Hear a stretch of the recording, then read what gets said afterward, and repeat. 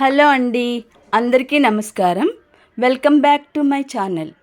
మోహిత కథ తర్వాత భాగం తెలుసుకుందాం. మర్నాడు మోహిత తరుణ్కి కాఫీ తెచ్చి ఇచ్చింది. మామూలుగా అయితే అతను రోజు నువ్వు తాగావా అని అడుగుతాడు, కానీ ఈరోజు అడగలేదు. తీసుకొని పక్కన పెట్టి పేపర్ చూస్తున్నాడు. అన్ను గురించి ఇంకా ఎన్నాళ్ళు, ఎంత డబ్బు అలా దూబరా చేయదలుచుకున్నారు అంది సూటిగా. పేపర్ చూస్తున్న అతను తల తిప్పి మోహిత కళ్ళల్లోకి చూశాడు. దుబారానా అన్నాడు. అవును, ఇది వరకు వేరు, ఇప్పుడు నీ విషయం వేరు. అంతంత డబ్బు ఆ వెతకడంలో ఎందుకు అలా బూడిదలో పోస్తావు? అతను మాట్లాడలేదు.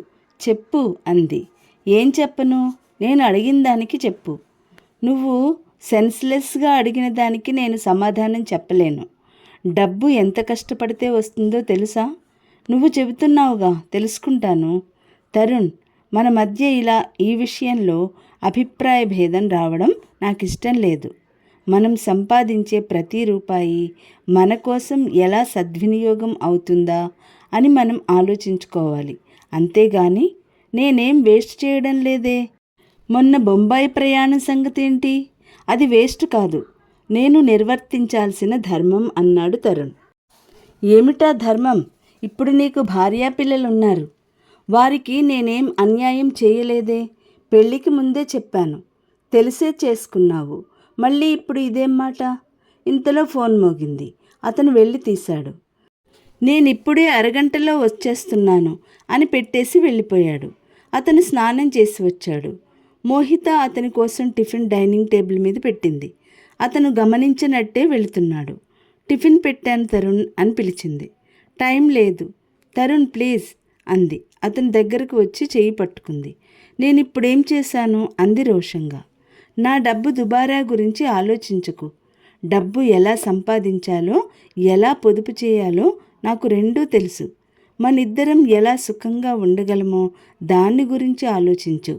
రాత్రిలా చేయకు ఎప్పుడు అనేసి వెళ్ళిపోయాడు. మోహిత ముఖం చిన్నబోయింది. రాత్రి అతని చేతిని తన ఒంటి మీద నుంచి పక్కకు తోయడం అతనికి బాధ కలిగించింది అని తనకి తెలుసు. కానీ తన బాధ సంగతి అది ఎవరికి చెప్పుకోవాలి? ఉయ్యాల్లో బాబు ఏడుస్తుంటే మోహిత వెళ్ళి తీసుకుని ఎత్తుకుంది. ఇల్లు, సంసారం, రత్నం లాంటి ఈ పసిపిల్లాడు, అటు తల్లిదండ్రులు, ఇటు అత్తగారు, మామగారు, అంతా చాలా సహజంగా, సరిగ్గా ఆనందంగా ఉంది. కానీ ఈ ఆనందంలో ఒక పుల్ల అన్ను జ్ఞాపకం. ఈ ఆనందంలో ఆ పుల్ల కనిపించటం కంటగింపుగా, ఆందోళనగా ఉంది. అది ఇక్కడ ప్రమాదం తెచ్చి అందరి ఆనందం కబళిస్తుంది. మోహిత ఏ విధంగా తను మనసా వాచా తనని తాను అర్పించుకుందో అతను కూడా అలాగే ఎదురు ఇవ్వాలని కోరుకుంటోంది. భార్యాభర్తలు కానీ, ప్రేమికులు అవని ఈ ఇచ్చిపుచ్చుకోవడంలోనే కదా అత్యంత తృప్తికరమైన ఆనందం. ఆ ఏకత్వం లేనప్పుడు అది స్థిరత్వం లేని జీవితం అవుతుంది. ఏ డబ్బు, ఏ హోదా ఆ ఏకత్వంలోని మధురిమకు సాటిరావు.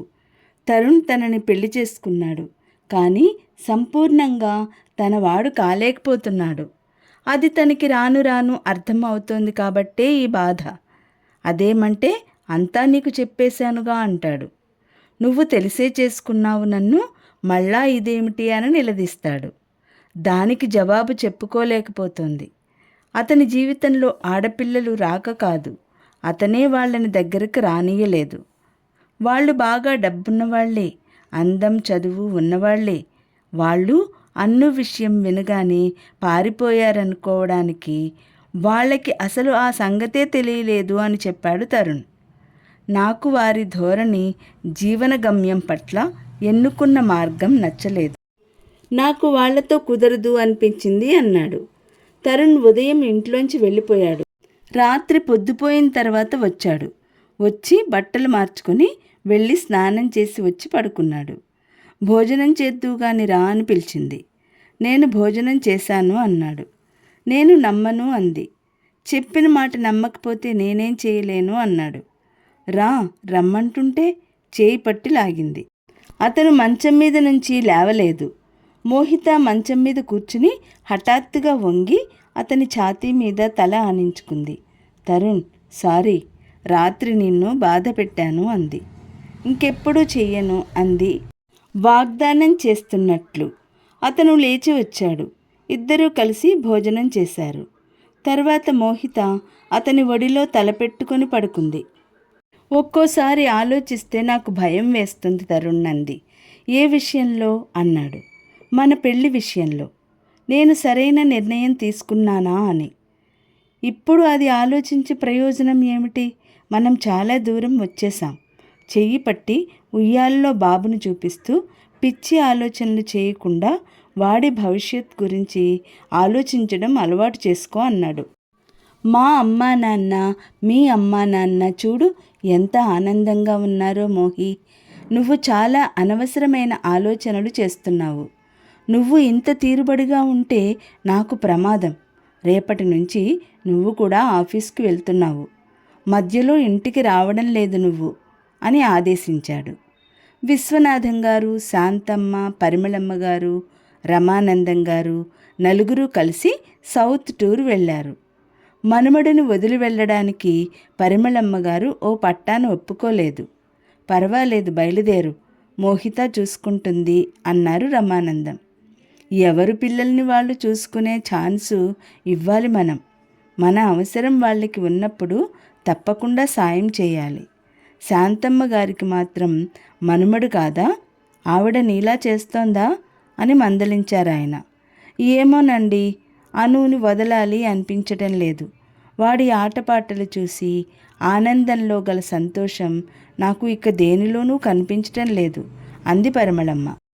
ఆవిడ మనసేమిటో మోహితకి బాగానే అర్థమైంది. కొడుకు మీద ఆవిడికి ఎనలేని ప్రేమ. కానీ అన్ను మూలంగా తరుణ్కి ఆవిడికి మధ్య ఒక అడ్డుగోడ ఉంటూనే వచ్చింది. ఆవిడికి తరుణ్కి అయినట్టే తరుణ్కి తనకి కూడా ఆ అనుభవం ఎదురు కావచ్చునేమోనని సందేహం కలుగుతోంది. పెళ్లి చేసుకునేటప్పుడు మోహితకి తన ప్రేమతో తరుణ్ని అన్ను విషయం మరిపించగలనని, కంట్రోల్ చేయగలనని చాలా ధీమా అనిపించింది. కానీ రోజులు గడిచే కొద్దీ ఆ విషయంలో తనేం చేయలేనన్న విషయం అర్థం కాసాగింది. అన్ను ప్రసక్తిలో మాత్రం అతనికి పూర్తి స్వతంత్రం ఉంది అని తరుణ్ రుజువు చేయసాగాడు. ఇంకో చిత్రం, అది తనకు స్పష్టంగా అర్థమయ్యేలా చేస్తున్నాడు. అన్ను కోసం వెతకడం అనేది కూడా అతను రహస్యంగా చేయడం లేదు, తనకి చెప్పే చేస్తున్నాడు. మోహితకి అత్తగారి వారసత్వం ఇంటి చాలుగా తనకి ఈ విషయం సంక్రమించినట్టుగా అనిపిస్తోంది. అతనికి అది జీవితంలో నిర్వర్తించాల్సిన ముఖ్యమైన పని. తనకి అన్ను గురించి అతను అంతగా ప్రాకులాడడం చాలా సిల్లీగా అనిపిస్తోంది. జీవితంలో ఇంకే విషయానికి లోటు లేదు. తను అన్నిటా పూర్తి స్వతంత్రురాలు. తన మాటకి తిరుగులేదు. అయినా మోహితకి ఎందుకో అపనమ్మకం నీడలా వెంట వస్తోంది. తన తెలివితేటలు, రీజనింగ్ ఉపయోగించి ఆ నీడని దూరంగా తోసేయాలని, దాని నుంచి తప్పించుకొని స్వేచ్ఛను పొందాలని ఎంతగానో అనిపిస్తోంది. కానీ మోహిత వల్ల కావడం లేదు. తరువాత కథ రేపటి వీడియోలో తెలుసుకుందాం. ఈ వీడియో లైక్ చేయండి, షేర్ చేయండి. మొదటిసారిగా చూసిన వాళ్ళు సబ్స్క్రైబ్ చేసుకుని బెల్ ఐకాన్ ప్రెస్ చేయండి.